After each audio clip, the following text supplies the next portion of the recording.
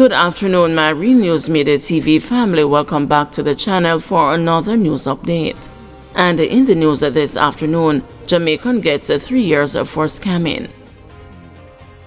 Montego Bay native Sarika Savaria has been sentenced to 36 months in prison for orchestrating a fraudulent debt relief scheme that targeted financially vulnerable Americans.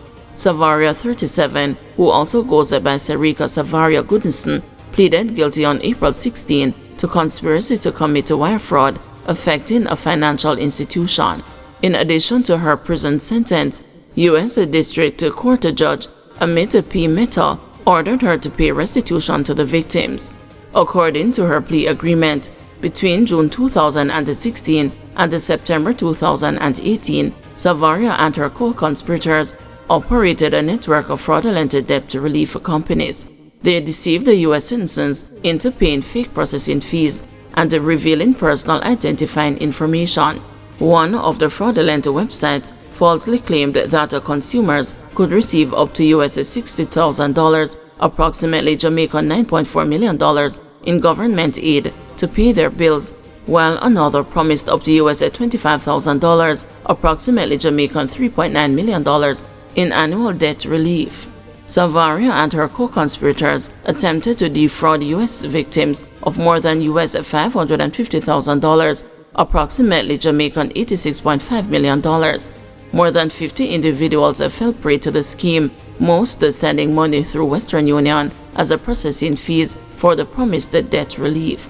Many of these victims, desperate to improve their financial situations, were victimized multiple times by the false promises of government aid.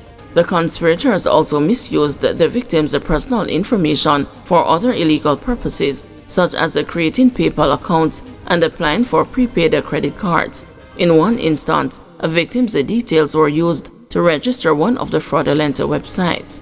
Savaria was indicted by a federal grand jury in December 2021, arrested in Jamaica in July 2023, and extradited to the United States in September 2023. Mass murderer wants a sentence discount. Roshane Barnett, the Trelawney man who brutally murdered his cousin, Kimisha Wright, and her 4 children at their Cocopies Chapeltown Clarendon residence in June of 2022, is appealing his sentences on the basis that they were excessive. Barnett was sentenced by Supreme Court Judge Justice Leighton Pusey in October of that year to 5 concurrent life sentences, but is in effect only serving 61 years and 8 months in prison before being eligible for parole. Barnett, who the news understands, filed the notice of appeal on his own without the benefit of any legal advice, is of the opinion that he should have benefited from discounts during the sentencing since he had pleaded guilty early in the process. Barnett, who was 22 years old at the time of the offenses and would not be eligible for parole before his 85th birthday, wants his time behind the bars reduced. The victims, Wright and her children, Commander Smith, 15, Cheryl Lee Smith, 12, Rafaela Smith, 5, and the 23-month-old Kishon Henry Jr. were discovered inside their Cocopies home with chop wounds and their throats slashed on June 21. According to Barnett, his cousin, who operated a shop at the premises where she lived, had disrespected him in the days before the murders. He claimed that a customer had come to the premises and he served the customer, but his cousin was upset and told him he was never to serve her customers and grabbed the cash from his hand and splashed the water into his face. He said he was offended from that instant. A subsequent interaction with his cousin, he said, led to the stabbings. He then fled the area to Wilson Run in Trelawney, where he was apprehended. He was charged 3 days later based on a caution statement he gave to the police. Barnett, who was the one to act as a babysitter for his cousin's children on multiple occasions, was subsequently convicted that July of 5 counts of murder in relation to the killings. At the sentencing hearing in September, then Director of Public Prosecutions, Paula Llewellyn, whose office had initially served a notice that the Crown would seek the death penalty but later withdrew because Barnett pleaded guilty, had argued that he should get life in prison and they should serve no less than 60 years before being eligible for parole. Justice Pusey, in his summation before handing down the sentences, had expressed the eternal hope that Barnett's name would be discarded to the dustbin of history, and in the same breath urged that the names of Barnett's victims be immortalized. Justice Pusey, who said he struggled for adjectives to describe the direct viciousness of Barnett, declared, "What we need to remember in this matter are persons who lost their lives, and I have deliberately been mentioning their names continuously. I have also been deliberate in not mentioning the name of the accused man, because it is my eternal hope that we will forget his name, although it seems as if his name has gone wide and abroad." In handing down the sentences, the judge, who said he deliberately avoided mentioning the details of the injuries of the 5 deceased, given the presence of their family members, said this is a crime for which adjectives and the descriptions were insufficient, and which shocked and horrified the nation, even in this country, which has unfortunately gotten too used to murder. Justice Pusey, ahead of directly addressing Barnett, said he found instructive a note by one of the officials that Barnett, who appeared to be superficially charming, deceitful, lacking in empathy and remorse at the time of the evaluation, had expressed the desire to be given oral medication, placed in a single cell, and to remain in custody for a year before being released on the current charge. The judge, who said that the crimes fell under the most serious category recognized in law, told the court that in arriving at the sentence, he took note of the report of a forensic psychiatrist who, after assessing Barnett, said he had no major mental illness, but that he displayed the features which suggested that he has an antisocial personality disorder. According to the doctor, he found that Barnett understood the nature of the offense, but was not acting under any abnormality of mind when he committed the offense. He said although Barnett indicated that he heard voices, his examination of him did not uncover any signs of delusion in his history. He further said Barnett appeared eager to deflect the responsibility for the alleged offense to his cousin's mother by claiming that she caused the obeah to be on him.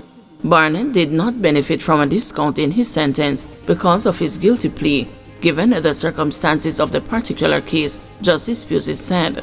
While declaring that the matter approached the category of one that could attract the death penalty, Justice Pusey said, "We really have no precedents in our annals, and I dare say I hope we have none after today." The judge said the case of Jeffrey Perry, who was convicted in 2008 for the 2005 murders of 3 children in Killancally, St. Mary, and sentenced to life imprisonment on all counts, was the case which came closest, as well as the case of Mark Henry, who was in that same October sentenced to life for the murder of 3 children, one of whom was his own. From a starting point of 55 years, the judge added 2 years for each of the 5 aggravating factors he identified, taking the total to 65 years, from which he then deducted 3 years for the mitigating factors, which included the 4 months spent in custody by the convicted youngster. His sentence would be on each offense for the lives of Kamisha Wright, Kimanda, Shara Lee, and Raphaela Smith and Kishon Henry, a life sentence on each count, with eligibility for parole after 61 years and 8 months. The sentences are to run concurrently, the judge ordered. A forensic psychologist who examined Barnett revealed that he had a tendency to be superficial, referring to a habit of being smooth and slick. The expert also revealed that Barnett lacked openness, does not accept responsibility, is unreliable, displays adult antisocial behavior, and lacks empathy. Barnett reportedly admitted to killing the 5, but said voices in his head told him to do so. He added that he had been hearing voices since he was 18 years old, and that witchcraft was being used against him, causing him to do the murders. Police Commissioner seeks legal advice on police stop and search powers.